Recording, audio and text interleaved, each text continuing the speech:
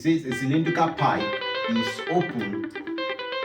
Look at the keyword there, open, at one end.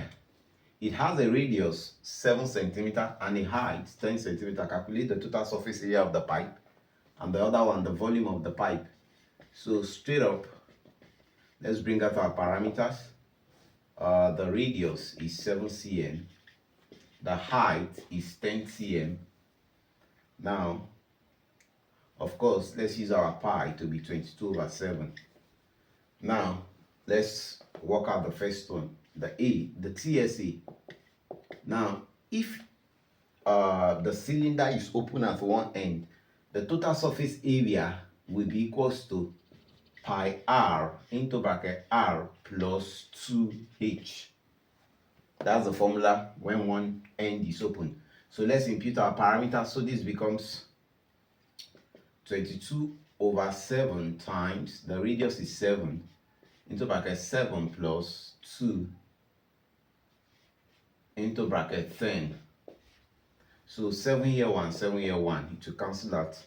So we are left with this 22 times, okay, times 1, that's plus this 20,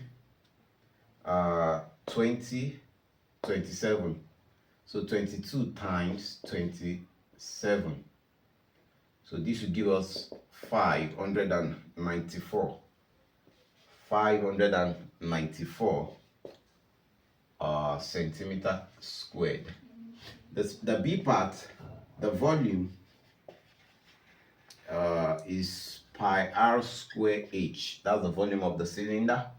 So this becomes 22/7 times our r is 7. That's r² will be 7 times 7 times our height is of course 10.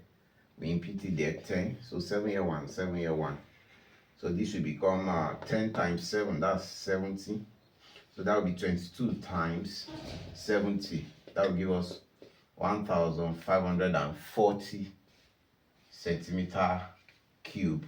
So that's the volume of the cylindrical pipe.